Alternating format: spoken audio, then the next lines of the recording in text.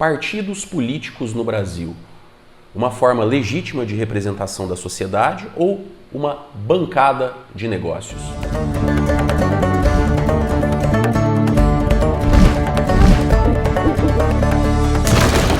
Caríssimos peripatéticos, sejam mais uma vez muito bem-vindos ao canal Missionário, o canal mais catilogente aqui do YouTube. E eu, professor Renan, hoje venho falar de um assunto que está presente no nosso debate político cotidiano, mas que aparece com mais força, com mais intensidade na grande mídia em ano de eleição, como é esse ano de 2022.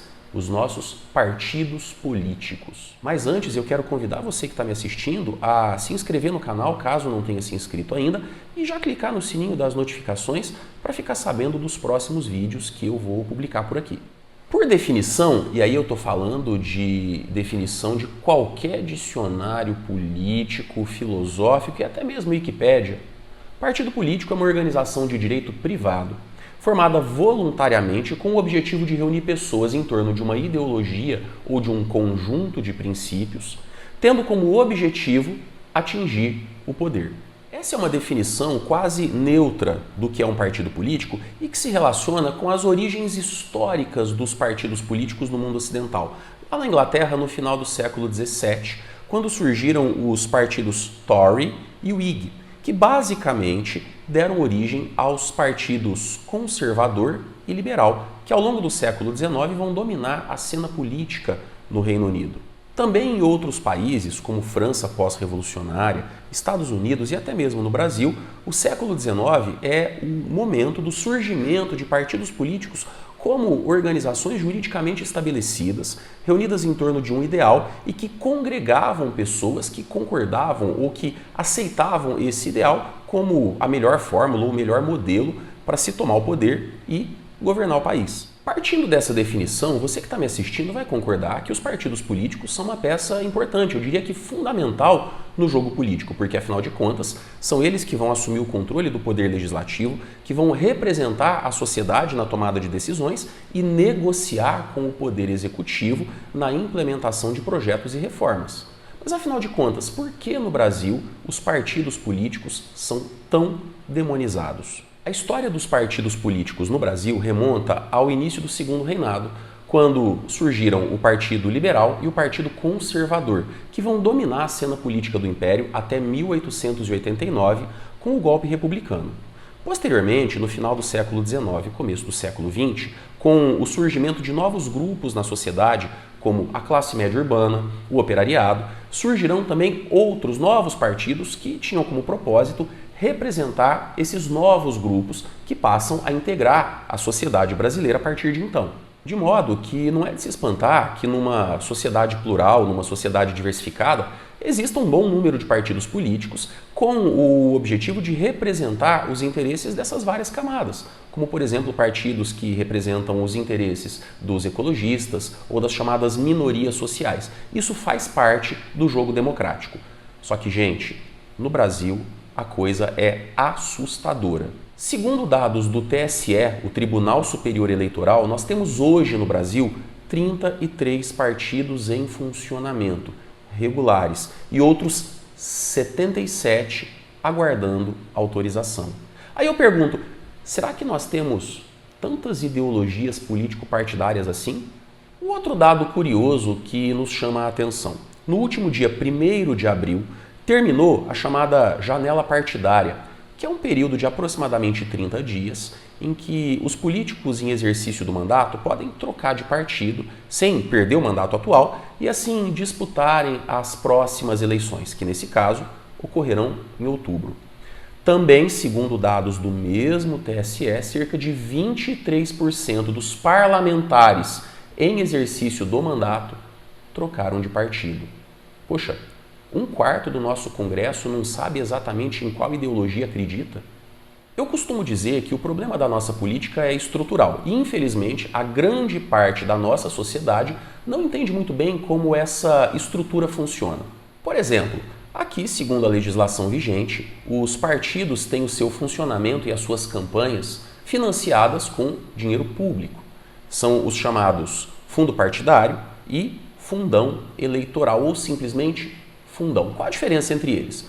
O fundo partidário é uma espécie de verba anual que os partidos recebem para financiar a sua manutenção. No ano de 2021, o fundo partidário distribuído entre esses 33 partidos regulares chegou a quase R$ 1 bilhão. Para ser mais exato, 939 milhões. Já o fundão é especificamente direcionado para o financiamento das campanhas durante as eleições. O fundão eleitoral previsto para 2022 é de 4,9 bilhões de reais, que serão distribuídos entre os partidos de acordo com a representação de cada um deles no Congresso. Sabendo desses dados, a gente começa a entender por que no Brasil existem tantos partidos políticos. Afinal de contas, não são apenas entidades de direito privado representantes da sociedade. São empresas, e empresas bancadas com dinheiro público. Você que está me assistindo há de concordar que, com uma verba desse tamanho disponível, é muito fácil alugar as próprias convicções, não é verdade? Existe ainda uma outra prática que é muito comum em eleições, como a que vai acontecer esse ano para a escolha, entre outros cargos de presidente da República, que ajuda a explicar, por exemplo, essa enorme troca de partidos que aconteceu no último mês. Como eu disse, 23%, quase um quarto da composição do nosso Congresso. Que é o seguinte: o candidato à presidência da República tem o seu tempo de propaganda na televisão determinado de acordo com o número de partidos que integram a coligação que o apoia e o número de parlamentares, membros desses partidos, em exercício de mandato.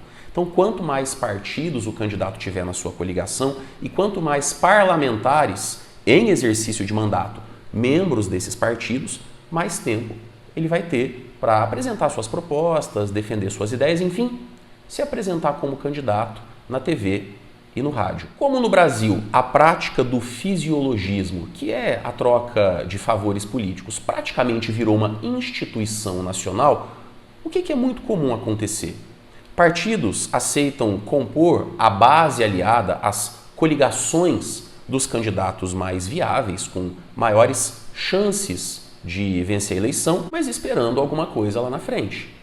Então, se o candidato em questão for eleito, ele vai distribuir os cargos públicos de confiança, as secretarias, os ministérios, primeiramente entre aqueles partidos que compuseram a sua coligação, a sua base aliada durante a campanha. É a troca de apoio político por tempo, de tempo por eleição, de eleição por cargo público.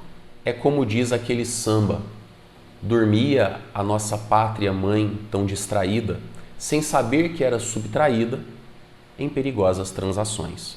E enquanto isso acontece, você aí tratando a política como campeonato de futebol, escolhendo os seus candidatos, especialmente os candidatos para o legislativo, sem conhecer sua história, de onde ele veio, por quais partidos ele passou, quem ele apoia, o que ele defende, o que ele pretende fazer se for eleito. Existe uma frase que já virou clichê no mundo ocidental, que é atribuída a um dos maiores filósofos da história, o pensador britânico Francis Bacon. Segundo ele, saber é poder. Na verdade, falta mesmo conhecimento às pessoas que não entendem como a política funciona, muitas vezes desprezam essas relações de troca de favores e permanecem alienadas do processo político. Enquanto essa mentalidade não for mudada, as mazelas estruturais da nossa sociedade, da nossa política e da nossa economia não serão superadas. O fisiologismo, que se manifesta, por exemplo, nessas práticas que eu acabei de descrever, é um problema grave da nossa política, que traz consequências diretas para as nossas vidas, para o nosso cotidiano. Mas ele não é só culpa dos políticos. Na verdade, aqueles que se valem do fisiologismo para se beneficiar, se aproveitam da nossa distração, da nossa alienação, do nosso desinteresse pela política. Se você gostou desse vídeo, não deixe de curtir, compartilhar principalmente com aquele seu amigo que idolatra candidatos e acha que política é campeonato de futebol, e me ajude a divulgar minha missão, que está só começando.